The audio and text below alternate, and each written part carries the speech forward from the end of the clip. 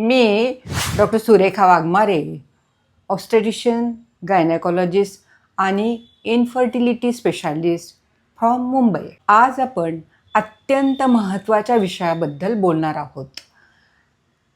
त्यामध्ये आहे की ओव्ह्युलेशनची लक्षणं किंवा ओव्ह्युलेशनचे symptoms to find out the exact day of ovulation. आता हा विषय का महत्त्वाचा आहे, तर आपणा सर्वांनाच माहिती आहे की मी प्रत्येक व्हिडिओमध्ये सांगत असते की नॉर्मल प्रेग्नन्सी राहते कशी. अगदी सिंपल प्रोसिजर आहे की ह्या अंडाशयामध्ये एक अंड तयार होतं आणि ते ट्यूबमध्ये येतं. त्याच दरम्यान संबंध आला तर ते स्पर्म त्या अंड्यापर्यंत येतात आणि फर्टिलायझेशन होतं. आता सगळ्यात महत्त्वाचं काय आहे की ज्या दिवशी अंड तयार होतं हा दिवस एक्झॅक्टली फाइंड आउट करणं अत्यंत महत्त्वाचं आहे. कारण हे तयार झालेलं अंड किंवा तो ओव्हम ह्याचं लाईफ स्पॅन आहे अराउंड 24 आवर्स आणि जो स्पर्म आहे त्याचं लाईफ स्पॅन आहे 3 to 5 days. म्हणजे हा जो फर्टाईल पिरियड आहे त्या दरम्यान जर संबंध आला तरच प्रेग्नन्सी राहणार आहे, नाहीतर पिरियडच्या इतर दिवसांमध्ये संबंध आला तर प्रेग्नन्सी राहणार नाही. तुम्ही बऱ्याचदा नोटीस केलं असेल की काही कपलमध्ये फक्त महिन्यामध्ये एकदाच संबंध येतो आणि ती मुलगी प्रेग्नंट राहते. त्याला हेच कारण आहे की नेमकं त्या ओव्ह्युलेशनच्या दरम्यान आलेला संबंध. आता हे ओव्ह्युलेशन आपण किंवा तो ओव्ह्युलेटरी पिरियड हा माहिती असणं अत्यंत गरजेचं आहे. जेव्हा एखादं कपल प्रेग्नन्सीसाठी ट्राय करत असतं त्यांच्यासाठी नॅचरली हा ओव्ह्युलेशन पिरियड कसा काढायचा त्याबद्दल अत्यंत महत्त्वपूर्ण माहिती मी ह्या व्हिडिओमध्ये देत आहे. आता जे कपल प्रेग्नन्सीसाठी ट्राय करत आहे त्यांच्यासाठी एक महत्त्वाची टिप म्हणजे त्या मुलीचं मेन्स्ट्रुअल सायकल कसं आहे त्यावरून अंदाजाने आपण ओव्ह्युलेशनचा डे काढू शकतो. आता समजा त्या मुलीचं सायकल हे 30 दिवसाचं असेल तर त्याच्यातून 14 दिवस मायनस करायचे, म्हणजे तिचं ओव्ह्युलेशन साधारण 16व्या दिवशी होत असेल असं समजायचं आणि त्याप्रमाणे संबंध प्लॅन करायचे. नॉर्मली किंवा युजली असं असतं की सायकलच्या 14 दिवस म्हणजे मेन्स्ट्रुअल सायकलच्या 14 दिवस अगोदर हा ओव्ह्युलेशनचा पिरियड असतो. तर त्याप्रमाणे आपल्याला पिरियड ओव्ह्युलेशनचे डेज काढायचे असतात. समजा एखाद्या मुलीचं 28 दिवसाचं सायकल असेल तर त्यातून 14 मायनस केले तर साधारण 14व्या दिवशी तिचं ओव्ह्युलेशन होईल असा आपल्याला अंदाज बांधता येतो. तर हे झालं तिच्या मेन्स्ट्रुअल सायकलच्या लांबीवरून आपल्याला ओव्ह्युलेशनचा पिरियड आपण अंदाजाने काढू शकतो. आता एक दुसरी टेस्ट म्हणजे बेझल बॉडी टेम्परेचर किंवा BBT. त्याच्यामध्ये काय असतं की MC झाली की 6व्या-7व्या दिवसानंतर टेम्परेचर रोज टेम्परेचर घ्यायचं. आता टेम्परेचर घ्यायचं कधी, तर आपण दिवसभरात कधीही टेम्परेचर घेतलं तर ते व्हेरीज होतं. म्हणजे ते तुम्ही काही खाल्लं, तुम्ही काही एक्झरसाईज केला, तुम्ही बाहेरून उन्हातून आलात तर तुमचं टेम्परेचर थोडंसं जास्ती असू शकतं. तर आपल्याला ह्यामध्ये काय असतं की आपल्याला एक्झॅक्ट बॉडी टेम्परेचर हवं आहे. तर हे टेम्परेचर त्या मुलीने झोपेतनं उठल्या उठल्या म्हणजे आपल्या बेडशेजारीच हा एक थर्मामीटर ठेवून द्यायचा आणि झोपेतनं उठल्या उठल्या तिने टेम्परेचर घ्यायचं. आता हे टेम्परेचर घेण्याची पद्धत काय असते की आपण काखेत थर्मामीटर ठेवू शकतो किंवा आपण तोंडात घेऊ शकतो. तर ह्या मुलींना आपण सांगतो की तो त्यांनी तोंडात घ्यायचा आणि एक्झॅक्टली जे काही एक 4 ते 5 मिनटं ठेवायचा आणि एक्झॅक्टली काही टेम्परेचर दिसतंय ते त्या डेटप्रमाणे त्या पेपरवर रोज लिहून ठेवायचं. 97, 98 असं काहीतरी दिसेल तर ते तिथे लिहून ठेवायचं नॉर्मल टेम्परेचर. आणि त्याच्यानंतर रोज तिने ते टेम्परेचर घेत राहायचं. तर युज्युअली काय होतं की ओव्ह्युलेशनच्या वेळेस हे टेम्परेचर थोडंसं वाढतं.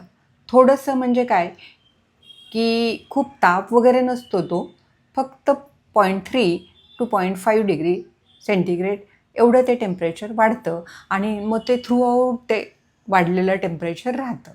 म्हणजे नॉर्मल टेम्परेचर नंतर थोडंसं राईज आणि ते पूर्ण सायकलभर हायर साईडला राहतं, ते प्रोजेस्ट्रॉनमुळे.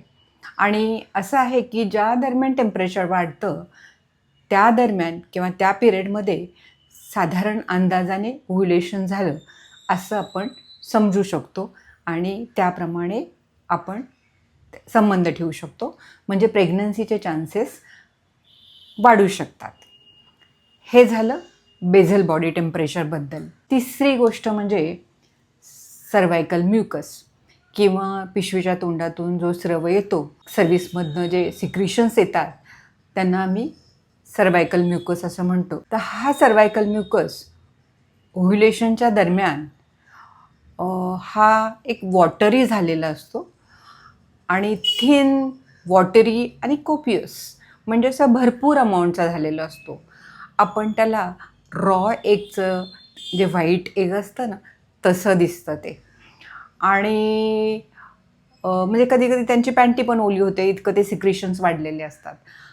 आणि त्या दरम्यान असं आपण समजतो की हा ओव्ह्युलेशनचा पिरियड आहे. आणि प्रत्येक पेशंट किंवा प्रत्येक मुलगी हा डिफरन्स तिला कळू शकतो. आणि कारण काय, त्या दरम्यान स्पर्मचं पेनिट्रेशन सर्व्हिक्समधून इझिली होईल म्हणून निसर्गानं असे चेंजेस सर्व्हिक्समध्ये केलेले आहेत. आणि ओव्ह्युलेशन संपलं की प्रोजेस्ट्रॉनचं सायकल सुरू होतं आणि त्यानंतर ते सिक्रिशन्स घट्ट होतात, व्हाईट होतात आणि स्पर्म पेनिट्रेशन थोडं होत नाही किंवा त्यांना अडचण येते स्पर्मला आतमध्ये युट्रसमध्ये जाण्यासाठी. तर हे झालं सर्वायकल म्युकसबद्दल. कधी कधी काय होतं की ती सर्व्हिक्सची डिरेक्शन असते ना, सर्व्हिक्सची डिरेक्शन ही सरळ होते आणि आम्हाला स्पेक्युलममधून सर्व्हिक्सचं ओपनिंग झालेलं सुद्धा कळतं. जर आम्ही परस्पेक्युलम सर्व्हिक्सची तपासणी केली तर आम्हाला साधारण ओव्ह्युलेशन झालेलं आहे हे सुद्धा त्या दरम्यान अंदाज बांधता येतो.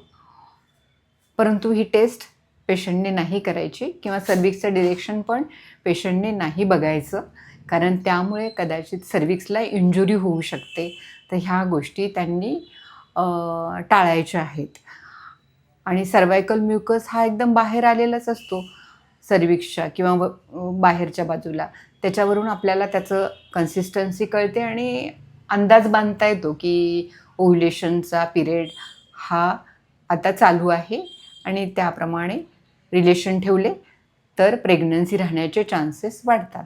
परंतु हा जो जे सिम्पटम्स आहेत त्यामुळे आपल्याला अंदाज येतो, पण एक्झॅक्टली ओव्ह्युलेशन झालं आहे असं आपल्याला कळणार नाही. 5वं लक्षण म्हणजे काही मुलींना ओव्ह्युलेशनच्या दरम्यान पेन होतं, लोअर ॲब्डॉमिनल पेन होतं, खालच्या ओटीपोटामध्ये दुखतं. काही वेळेला एकदम शार्प पेन होतं. ते काही मिनटं किंवा काही तास राहतं.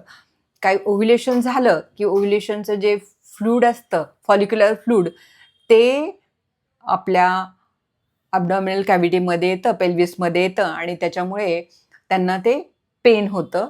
ते पेन काही मिनटं किंवा काही तासच राहतं. हे एक लक्षण काही सेन्सिटिव्ह मुलींना दिसू शकतं.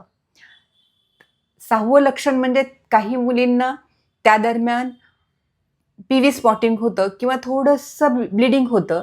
त्याला आम्ही मेडिकल भाषेमध्ये मिटल स्मिथ असं म्हणतो, सिंड्रोम म्हणतो. मिटल स्मिथ सिंड्रोम असं म्हणतो आणि हेही काही मुलींमध्ये हे लक्षण दिसतं. 8वं लक्षण म्हणजे त्या दरम्यान त्यांना ब्रेस्ट टेंडरनेस दिसतो किंवा ब्रेस्टमध्ये हेवीनेस दिसतो आणि कधीकधी त्यांना त्या दरम्यान हेडेक होतं किंवा ॲबडॉमिनल ब्लोटिंग होतं आणि कॉन्स्टिपेशनसुद्धा होतं.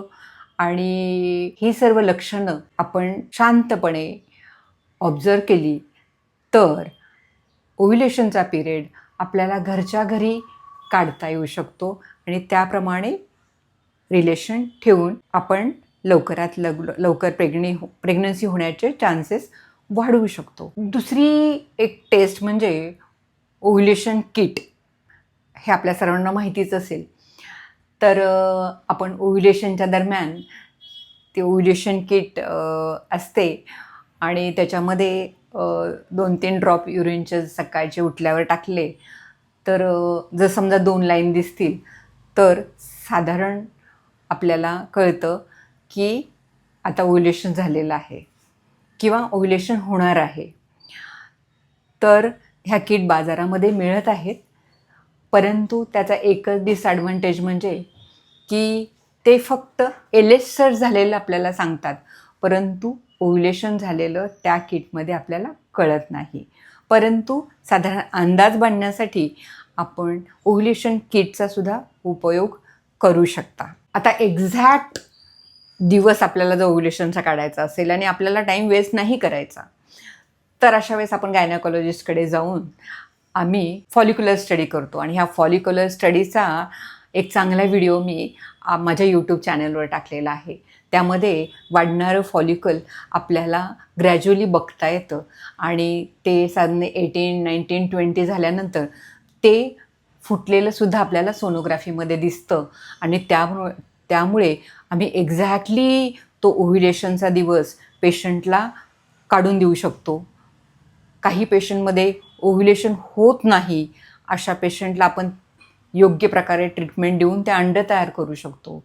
काही पेशंटचं अंड फुटतच नाही, अशा पेशंटला आपण ट्रिगरचं इंजेक्शन देऊन ते अंड फोडूसुद्धा शकतो. म्हणजे तुमच्या लक्षात असेल की ह्या मॉडर्न सायन्स आणि मॉडर्न टेक्नॉलॉजी सोनोग्राफीसारख्या, त्यामुळे आम्हाला एक्झॅक्टली तो दिवस ओव्ह्युलेशनचा दिवस काढता येतो. त्याप्रमाणे पेशंटला रिलेशन ठेवायला सांगता येतं आणि प्रेग्नन्सीचे चान्सेस आपल्याला वाढवता येतात. हे चॅनल आपलं आहे. या चॅनलमध्ये अत्यंत महत्त्वपूर्ण अभ्यासपूर्ण माहिती मी आपल्यापर्यंत पोचवत आहे. तरी आपण लाईक, शेअर आणि कॉमेंट जरूर करा आणि सबस्क्राईबसुद्धा करा. आपले काही प्रश्न असतील तर आपण मला कॉमेंट बॉक्समध्ये पाठवू शकता आणि अत्यंत महत्त्वाचे प्रश्न असतील तर आपण माझ्या ईमेलवर पाठवू शकता. माझा ईमेल आहे gaurav.heltcare.mumbai@gmail.com. Thank you. We create life.